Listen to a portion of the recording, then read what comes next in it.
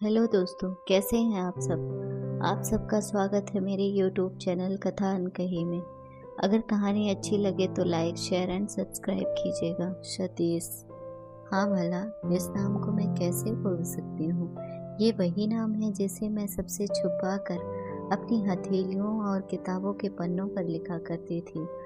ये नाम मेरी हर सांस में सुगंध की तरह बस गया था। मैं 3 महीने की गर्भवती थी, पर फिर भी जब विश्वविद्यालय में वाद विवाद प्रतियोगिता को जज करने के लिए मुझे आमंत्रित किया गया, तब मैं टाल नहीं पाई। सासू माने जाने से पहले मुझे ढेरों नसीहतें दे दी थी।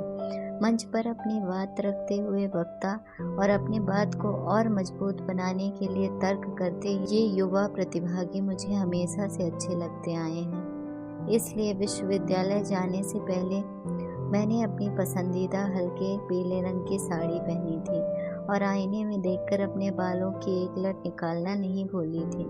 जीवन के 30वें वर्ष में भी अपने आप को संवारना काफ़ी अच्छा लगता था मुझे, क्योंकि साज सवर अच्छी हो तो मन में एक अलग तरह का आत्मविश्वास बना रहता है। जैसे ही मेरे कानों में मुख्य अतिथि के नाम की आवाज़ गूंजी तो पहले तो मुझे लगा कि नहीं, एक नाम के बहुत से लोग हो सकते हैं, और फिर भला मेरी किस्मत में अब दोबारा सतीश से मिलना कहाँ हो पाएगा।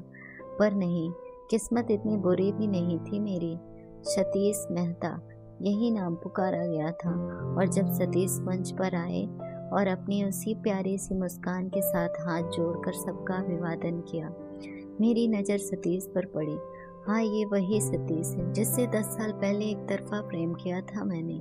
नहीं, वह प्रेम दोनों तरफ से था, बस इकरार ही तो नहीं किया था उसने। मेरी नज़र सतीश के व्यक्तित्व पर फिसलने लगी थी। अब भी उतनी ही ताजगी है उनमें। बालों को थोड़ा सा लंबा कर रखा है, बड़े पद पर हैं, संभवतः कटिंग के लिए समय नहीं मिलता होगा। चेहरे पर अब भी वही शांति और तेज और एक तरह की ईमानदारी की झलक थी। हाँ, किंतु हल्के लेंस का चश्मा जरूर लग गया था, पर इस चश्मे के कारण किसी से कम नहीं लग रहे थे वे, बल्कि उनकी सुंदरता में बढ़ोतरी ही हुई थी। ये हमारे जिला के उप जिलाधिकारी हैं और ये हमारे विश्वविद्यालय में हिंदी की प्रोफेसर साहिबा। भाटी जी ने मेरा परिचय कराया। मैंने एक मुस्कुराहट के साथ अभिवादन किया और ये वही समय था जब सतीश से मेरी नज़र टकराई थी और सतीश भी मुझे पहचान गए थे। ये बात उनकी आंखों में पढ़ ली थी मैंने। इतने लंबे वक्त का फासला भी प्रेम को खत्म नहीं कर पाया था। एक झटके में ही मैं अपने आप को 30 साल से 20 वर्ष की महसूस करने लगी थी। इस बीच प्रतियोगिता का आरंभ हो चुका था। सतीश मेरी कुर्सी के पास ही बैठे हुए थे। मेरा पूरा ध्यान सतीश पर ही था।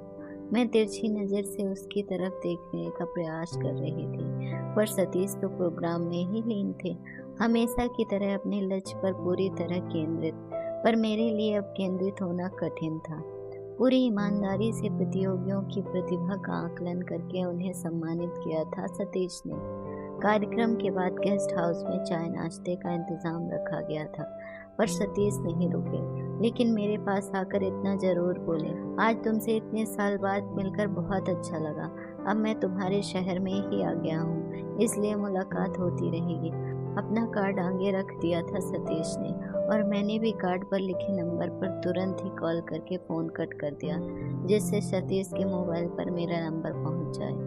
घर पर आकर चाय पीने का वादा करके सतीश बाहर की ओर चल दिए। हम मिलकर भी नहीं मिल पाए। घर पहुंची तो मेरी सास को मेरा मूड कुछ उखड़ा सा लगा, तो उन्होंने चाय ऑफर की, तो मैंने भी हाँ कर दी और चाय का कप लेकर अपने कमरे में आ गई। पंकज को ऑफिस से आने में देर थी, सो मैं ना चाहते हुए भी अपनी पिछली जिंदगी की यादों में खोने सी लगी। उस समय मैं बीएससी फर्स्ट ईयर में थी। इस उम्र में जज्बात अपने चरम पर होते हैं और अपने को ही सही मनवाने की जिद भी। मैं भी जिद्दी थी। बहुत जल्दी कोई भी फैसला ले लेना मेरी विशेषता थी। सतीश हमारे मकान के एक कमरे में किराए पर रहने के लिए आया था। बेहद शांत रहता था वह। कई बार बोलने पर एक बार ही उत्तर देता था वह। उसने केवल इतना बताया था कि उसने घर में बड़ी बहन और एक छोटा भाई है। घर की खेती उसके पापा देखते हैं। वे सब यही चाहते हैं कि सतीश पढ़ लिख कर बड़ा अधिकारी बने। इसलिए सतीश भी खूब पढ़ाई करता है। उसके कमरे में देर रात तक लाइट जलती रहती थी। सुबह जब अपनी स्कूटी लेकर सीमा मुझे पिक करने आई तो उसने भी सतीश को देखा और रास्ते भर वह उसकी तारीफ करते नहीं थकी। देख तो कितना सजीला लड़का है, शांत, सौम्य और हैंडसम। तेरी तो सेटिंग हो ही गई होगी उससे, सीमा ने कहा।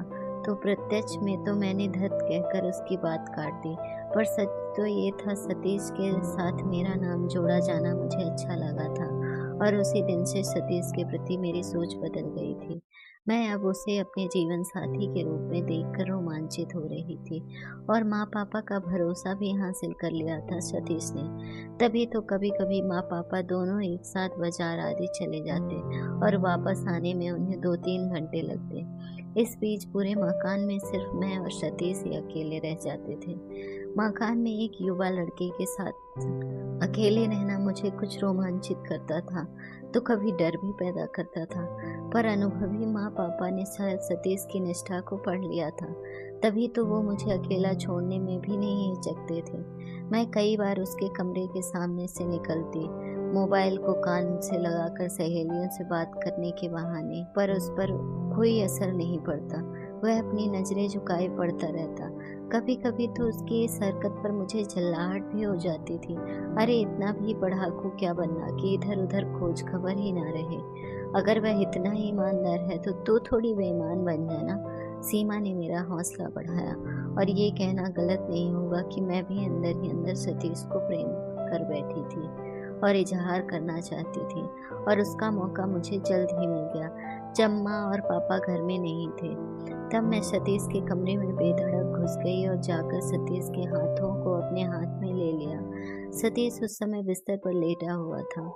मेरी इस हरकत से वह चौंक गया। उसकी नजरें मेरी तरफ तनी हुई थी। वह फौरन ही पीछे हट गया और मुझसे चले जाने को कहा। सतीश से ऐसे व्यवहार की आशा नहीं थी मुझे।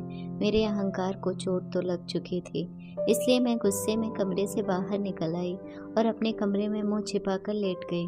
करीब आधे घंटे के बाद कमरे के दरवाजे पर आहट हुई। खिड़की से देखा तो सतीश ही था। मैंने सोचा खाली नखरे दिखा रहा था, अब आ गया ना मेरे चक्कर में। सतीश धीरे से पास आया और कहने लगा, हो सकता है तुम्हें मुझसे प्रेम हो गया हो, पर अंकल और आंटी मुझ पर भरोसा करते हैं और मैं उन्हें धोखा नहीं देना चाहता। तुम अभी कच्ची उम्र में हो, इसलिए दुनियादारी नहीं जानती। हम छोटी जगह से आए हैं।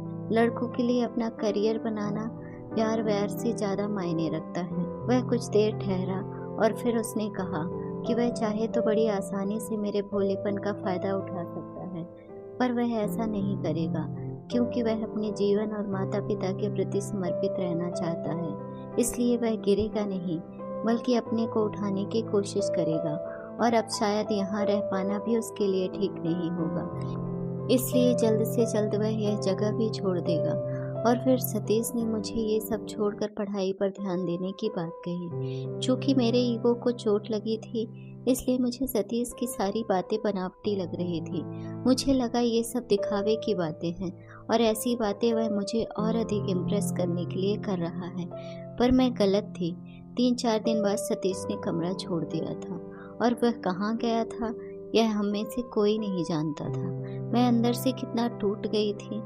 पहला प्यार मिलने से पहले विछोह का दर्द सहा था मैंने। कितने ही दिन गुमसुम में रही थी मैं नहीं जानती।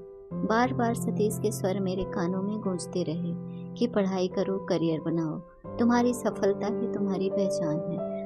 पर करियर भी बना लेती सतीश, तुम एक बार कहते तो सही कि हाँ तुम भी मुझसे प्यार करते हो, पर शायद ऐसा कहकर तुम मुझे कमज़ोर नहीं करना चाहते थे, और तुम्हारा चुपचाप चले जाना इस बात की पुष्टि करता है कि तुम्हें भी डर था कि तुम मेरे प्यार में पड़ सकते हो।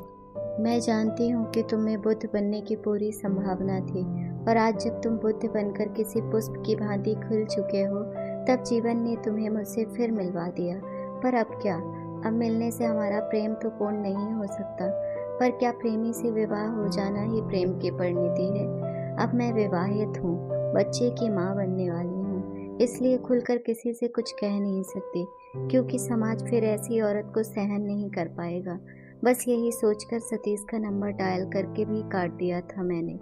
क्यों गुमसुम रहती हो? इसका असर हमारे बच्चे पर भी पड़ेगा।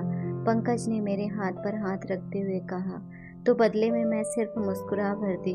डिलीवरी का समय नज़दीक आ रहा था, सो मैंने छुट्टी ले ली थी और पढ़ने के शौक को पूरा कर रही थी।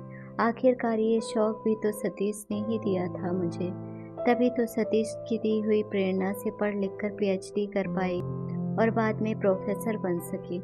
डिलीवरी की तारीख से पहले ही मुझे अस्पताल में भर्ती होना पड़ा। मैंने आंखें बंद कर ली थी। बधाई हो, बेटा हुआ है, डॉक्टर ने मुझसे कहा। हम चाहते हैं कि बच्चे की माँ ही अपने बेटे को सबसे पहले नाम से पुकारे। क्या आपने बेटे का कोई नाम सोच रखा है? डॉक्टर ने मुझसे कहा। सतीश, मेरे मुंह से अस्फुट स्वर निकला। मैंने देखा कि पंकज पास में ही थे और उसके पास में सतीश भी खड़े मुस्कुरा रहे थे। अपने बेटे का नाम सतीश इसलिए नहीं रखा कि मैं उससे प्यार करती थी, बल्कि इसलिए रखा कि मेरा बेटा भी सतीश की तरह ही अपने माता पिता का नाम रोशन करे और सभी लड़कियों की इज्जत और मान सम्मान करे। अगर आपको हमारी स्टोरी अच्छी लगी हो तो अपने दोस्तों के साथ भी शेयर कीजिए और कमेंट में ज़रूर बताइए कि कैसी लगी हमारी ये कहानी। और हाँ, चैनल को सब्सक्राइब करना ना भूलें।